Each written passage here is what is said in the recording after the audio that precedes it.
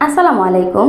আজকের video thumbnail দেখে অনেকেই বুঝে গেছেন আজকের ভিডিও সম্পর্কে। তারপরে একটু বলে রাখি, শুধুমাত্র গোল কেক দিয়ে এত সুন্দর প্রজাপতি থাম্বনেল কেক আপনারা বানাতে পারবেন আমার রেসিপি ফলো করে। তার জন্য প্রথমেই মিক্সিং বলে নিয়ে নিচ্ছি 1 কাপ আরও 2 টেবিল চামচ ময়দা। আপনারা মাপটা হয়তো নিশ্চয়ই চোখে দেখতে পারছেন, সমান সমান করে নিতে হবে। এখন এরকম দুধের প্যাকেট পাওয়া যায় বাজারে, এগুলো আমি 3 প্যাকেট নিয়ে নিয়েছি। অনেকের বাসায় দুধ থাকে না, যার জন্য আমি এভাবে দেখাচ্ছি। দিয়ে দিলাম 1 টেবিল চামচ কর্নফ্লাওয়ার, 1 টেবিল চামচ বেকিং পাউডার, 1/4 টিস্পুন লবণ, 1/4 টিস্পুন বেকিং সোডা। ভালো করে চেলে নিতে হবে, আপনারা দেখতেই পাচ্ছেন। এটাকে একটা সাইডে রেখে দিয়ে চলে যাব পরবর্তী স্টেপে। এখানে আমি 7টা ডিম নিয়েছি, একে একে ডিমগুলো ভেঙে নিয়েছি। এখন কুসুমটাকে আলাদা করে নিতে হবে, কারণ কুসুম একসাথে থাকলে কখনোই সহজে ফোম হতে চায় না। সহজে ফোম করার জন্য আমরা দিয়ে দিব ডিমের সাদা অংশের সাথে 1 টেবিল চামচ ভিনেগার। এটা ফোম করতে আপনাদেরকে হেল্প করবে, জলদি ফোম হয়ে যায় ভিনেগার দেওয়ার কারণে। আর একটু সাইড করে বলটা ধরে বিট করলে কিন্তু খুব সহজেই ফোম হওয়া শুরু করে। এখন দিয়ে দিব চিনি, আধা কাপ চিনি নিয়েছি আমি। একেবারেই চিনিটা ঢেলে দিব না, ধাপে ধাপে একটু একটু করে দিব। একসাথে চিনি দিলে কিন্তু চিনি পানি ছেড়ে দেয়, সহজে ফোম হতে চায় না। এই স্টেপগুলো আপনারা অবশ্যই ফলো করবেন, না হয় কিন্তু পারফেক্ট ফোম হবে না ডিম থেকে। আমার কথাগুলো অবশ্যই ভালো করে শুনে আপনারা স্পঞ্জ কেক বানাতে যাবেন, তাহলে কিন্তু পারফেক্ট স্পঞ্জ কেক আপনারাও বানাতে পারবেন।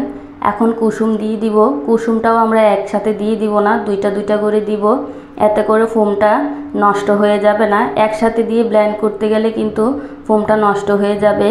আর এই পর্যায়ে কিন্তু বেশিক্ষণ বিট করা যাবে না, ঘড়ি ধরে 10 সেকেন্ড বিট করে নিতে হবে। এখন দিয়ে দিব 2 টেবিল চামচ তেল। অনেকে কিন্তু তেল ছাড়াও বানায়, এটা করলেও আপনারা পারেন, কিন্তু আমার সাজেশন থাকবে একটু তেল আপনারা দিয়ে দিবেন। এখন দিয়ে দিলাম ফ্লেভার বাটার স্কচ। আপনারা যারা আমার কেকের ভিডিও দেখেন অবশ্যই জেনে থাকবেন আমি বাটার স্কচ ফ্লেভারটা একটু বেশি পছন্দ করি, যার কারণে এটাই ইউজ করি। আপনাদের পছন্দ অনুযায়ী আপনারা দিয়ে দিবেন। এখানে কিন্তু ভ্যানিলা ফ্লেভারও দেওয়া যাবে। দিয়ে দিলাম একটু করে ব্লু ফুড কালার। এটা কিন্তু এ পর্যায়ে বেশি দেওয়া যাবে না, কেকের বেসের মধ্যে কালার বেশি দিলে খেতে তিতা লাগে। এখন শুকনো উপকরণগুলো আমরা একটু চেলে দিয়ে দিব। এ পর্যায়েও কিন্তু চেলে দিতে হবে, কারণ এ পর্যায়ে চেলে দিলে কিন্তু দলা পেকে যাওয়ার সম্ভাবনা একদমই কম থাকে। আর একেবারেই ঢেলে দিতে যাবেন না, কিছু কিছু করে দিয়ে সাবধানতার সাথে মিশিয়ে নেবেন। এ কাজটা কিন্তু ধৈর্য সহকারে করতে হবে, একটু একটু করে নেড়ে চেড়ে মিশিয়ে নেবেন। এই কাজটা কিন্তু অনেক ধৈর্যের কাজ, এটা একেবারে তাড়াহুড়া করে এলো পাথালি লাড়লে কিন্তু হবে না। এখন দিয়ে দিব 3 টেবিল চামচ পানি। এখানে কিন্তু দুধও দেওয়া যাবে। এই পর্যায়ে পানি অথবা দুধ দিলে কিন্তু কেকটা অনেক স্পঞ্জি হয়, আর আমরা যখন বেক করব, বেক করার পরে কিন্তু কেকটা চুপসে যাবে না। চুপসে যাওয়ার অনেক কারণ আছে, তার মধ্যে এটাও একটা। এখন সাইড থেকে ব্যাটারটা মাঝখানে এনে একটু স্প্যাচুলার দিয়ে নিচটা ভালো করে নেড়েচেড়ে দিতে হবে। মেকশিওর হতে হবে যে ময়দাগুলা দলা পেকে আছে কিনা, মিশে গেছে কিনা। এই যে দেখেন আমার ব্যাটারটা কতটা স্মুথ হয়েছে, এরকমই হতে হবে ব্যাটার। এখন সাইড থেকে ব্যাটারটাকে মাঝখানে এনে আমরা ব্যাটারটাকে ঢেলে দিব মোল্ডের মধ্যে। এখন আমি মোল্ড নিয়ে নিলাম 12 ইঞ্চি। যাদের নিচটা খোলা যায় এমন মোল্ড আছে তারা অবশ্যই এভাবে বেকিং পেপার দেওয়ার চেষ্টা করবেন, না হয় কিন্তু অনেক সময় দেখা যায় ব্যাটারটা ঢালার সাথে সাথে নিচে দিয়ে লিক হতে থাকে। এভাবে দিলে কিন্তু লিক হওয়ার সম্ভাবনা একেবারেই কম থাকে। এখন একটা সাসলিকের কাঠি দিয়ে ব্যাটারটাকে ভালো করে নেড়ে চেড়ে দিতে হবে, যেন ভিতরে বাবলস ক্রিয়েট না হতে পারে। তারপর এটাকে একটু ট্যাপ ট্যাপ করে নিতে হবে। এখন ওভেনে আপ ডাউন হিট অন করে 40 থেকে 45 মিনিট বেক করে নিয়েছি। ওভেন বুঝে কিন্তু সময়টা কম বেশি লাগতে পারে। এখন এটাকে ঠান্ডা হওয়ার জন্য এভাবেই রেখে দিব, ঢাকনা দিয়ে ঢেকে রাখতে হবে। কিন্তু এটা অন্যদিকে আমরা নিয়ে নিলাম হুইপ ক্রিম 2 কাপ। যে কোনো হুইপ ক্রিম এখানে ইউজ করা যাবে। এটাকে বিট করে নিতে হবে। আমার বিটারের স্পিড হয়েছে 5 পর্যন্ত।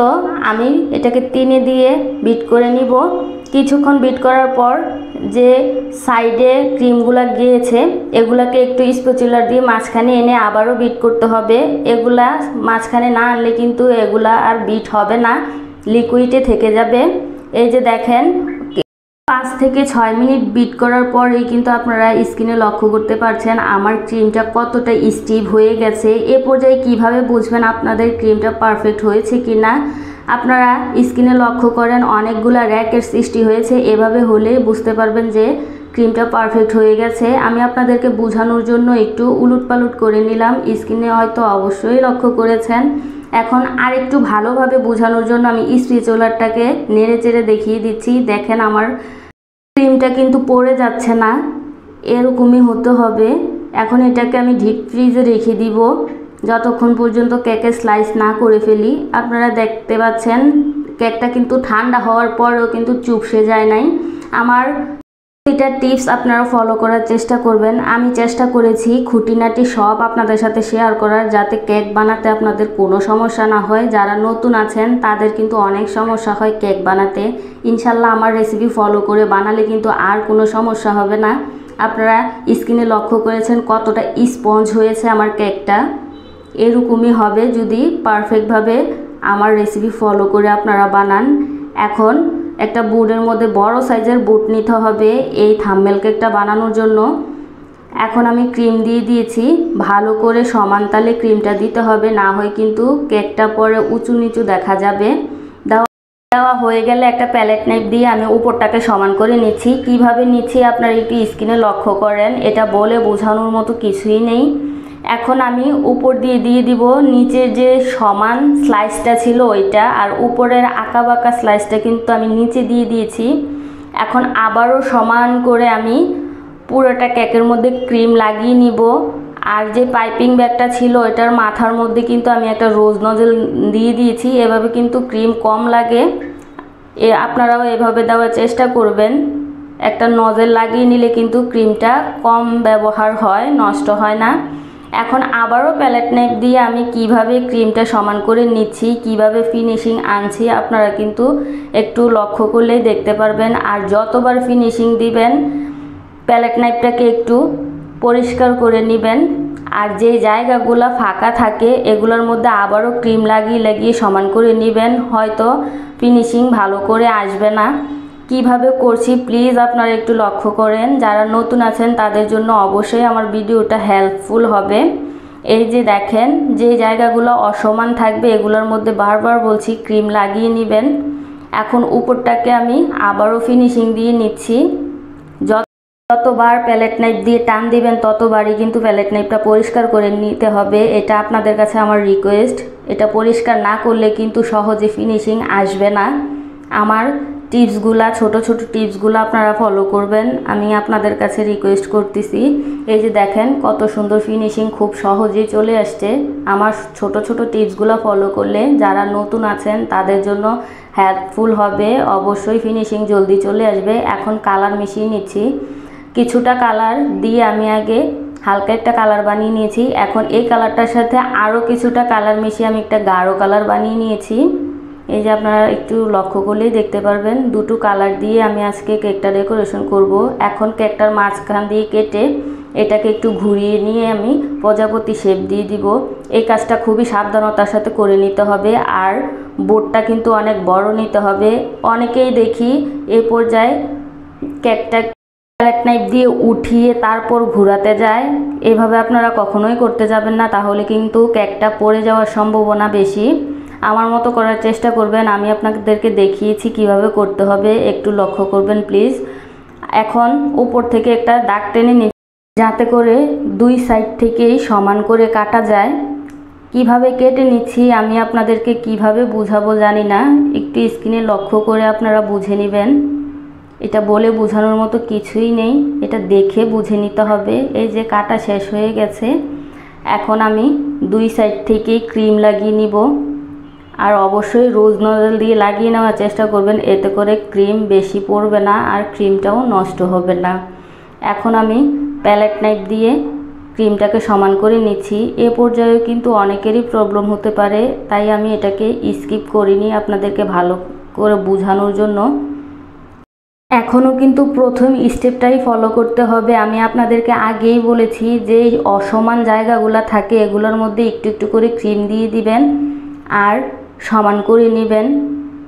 বারবার বলতেছি ক্রিম কিন্তু অবশ্যই লাগাতে হবে অসমান জায়গাগুলা, না হয় কিন্তু ফিনিশিং ভালো আসবে না। এই যে দেখেন আমার কিন্তু ফিনিশিং চলে আসতেছে। এই জায়গাটা ফিনিশিং চলে আসার পরে কিন্তু সাইড থেকেও আমি ফিনিশিং দিয়ে নিচ্ছি। এটা ফিনিশিং হতে হতে একটু করে আপনাদেরকে বলে নেই, যারা এখনও আমার চ্যানেলটাকে সাবস্ক্রাইব করেননি প্লিজ সাবস্ক্রাইব করে নেবেন, তাহলে এরকম নতুন নতুন ভিডিও আপনারা সবার আগে পাবেন। আর যাদের আমার ভিডিওটা ভালো লাগে অবশ্যই লাইক কমেন্ট শেয়ার করে দিবেন। এখন উপরটাকেও আমি কিন্তু প্যালেট নাইফ দিয়ে টেনে টেনে ফিনিশিং দিয়ে নিচ্ছি। কিভাবে দিচ্ছি লক্ষ্য করেন। এই পর্যায়ে কিন্তু বেশি একটা ফিনিশিংয়ের প্রয়োজন নাই, কারণ আমরা যেই ডিজাইনটা করব এটা কিন্তু বেশি ফিনিশিংয়ের প্রয়োজন হয় না। এখন আমি আপনাদেরকে দেখাবো কিভাবে এত সুন্দর কেক আমি ডেকোরেশন করলাম। যে দুইটা কালার আমি করে রেখেছিলাম তার মধ্যে থেকে গাঢ় কালারটা আমি এভাবে মোটা করে দিয়ে দিয়েছি পাইপিনের সাহায্যে। এখন একটা চামচ দিয়ে টেনে টেনে এই ডিজাইনটা করে নিতে হবে। একের পর এক আমি লেয়ার দিয়ে দিব, প্রথমে গাঢ়টা তারপর হালকা কালারটা, এভাবেই আমি একের পর এক লাইন টেনে নিব। স্ক্রিনে লক্ষ্য করলে আপনারা দেখতে পারবেন মাঝখানে কিন্তু আমি মোটা করে দিয়ে এভাবে লাইন টেনে নিচ্ছি। আপনারা প্রজাপতি দেখলেই কিন্তু দেখতে পারবেন যে উপরটা কিন্তু এরকমই থাকে প্রজাপতির, এই জন্য আমি এভাবে দিয়ে দিয়েছি। দেখেন প্রজাপতির শেপ কিন্তু চলে আসছে। এখন আমি রোজ বানিয়ে নিব। এটা আপনাদেরকে বলে বোঝানোর মতো কিছুই নেই, আপনারা একটু স্ক্রিনে লক্ষ্য করেন প্লিজ। প্রথমে এভাবে নোজেলটা দিয়ে কলি বানিয়ে নিতে হবে, আর নোজেলের মোটা মাথাটা থাকবে নিচের দিকে আর চিকন মাথাটা থাকবে উপরের দিকে, অবশ্যই এটা খেয়াল রাখবেন। এখন দেখেন আমি কিভাবে টেনে টেনে ফুলটা করে নিচ্ছি। যে জায়গাটা ফাঁকা থাকবে এই জায়গার মধ্যেই টেনে দিয়ে দিবেন পাপড়িটা। এখন এটা আমি বসিয়ে দিচ্ছি। এখন আরেকটা নতুন আমি ফুল দেখাবো। এতক্ষণ দেখিয়েছি ফুটন্ত গোলাপ, এখন দেখাবো বন্ধ গোলাপ। কিভাবে করছি স্ক্রিনে দেখেন। প্রথম 3টা পাপড়ি দিয়ে দিয়েছি, এখন 4টা পাপড়ি দিয়ে দিব, দিয়ে সাইড থেকে ফুটন্ত পাপড়ি দিয়ে দিব। এভাবে করলে কিন্তু অনেক সুন্দর হয় বন্ধ গোলাপটা। আপনাদের কাছে কোনটা ভালো লেগেছে অবশ্যই কমেন্ট করে জানাবেন। এখন এটাও আমি বসিয়ে দিয়েছি। এখন আরেকটা গোলাপ আমি বানিয়ে নিব, এটার দেখানোর প্রয়োজন মনে করলাম না। এখন সাইড থেকে গোল্ডেন বল দিয়ে দিব আমি। এটা দিলে প্রজাপতির শেপটা মানে আকৃতিটা আর একটু ফুটে উঠবে, যার কারণে আমি এটা দিয়ে দিয়েছি। আপনারা অন্য কোনো কালারও দিতে পারবেন, এটা আপনাদের ইচ্ছা। এখন বড় কয়েকটা সুগার বল দিয়ে দিচ্ছি, এটা কেকের সৌন্দর্যটাকে আরেকটু ফুটিয়ে তুলবে। এই তো আমি কিছুটা গোল্ডেন পেপার দিয়ে আমার কেকটা সম্পূর্ণ করলাম, নামও লিখে নিয়েছি। সরি নাম লেখাটা দেখাতে পারিনি। আর ছবির মধ্যে অনেকেই বলবেন যে কালার একরকম, এখানে কালার আরেক রকম। আসলে ছবি তুলতে গিয়ে আমি পরে লক্ষ্য করলাম যে কালারটা অন্যরকম আসছে, কিছুতেই এই কালারটা আমি আনতে পারিনি ছবির মধ্যে, তার জন্য আমি ক্ষমা চাচ্ছি আপনাদের কাছে। এই ব্লু কালারের কেকটার জন্য একটা আপু কমেন্ট করেছিল, আপনারাও এই আপুটার মতো কমেন্ট করতে পারেন পরবর্তীতে কোন কালারের কেক দেখতে চান। অবশ্যই আমার চ্যানেলটাকে সাবস্ক্রাইব করে আমার পাশে থাকবেন। আমার ভিডিওটা ভালো লাগলে লাইক কমেন্ট শেয়ার করে দিবেন। আল্লাহ হাফেজ।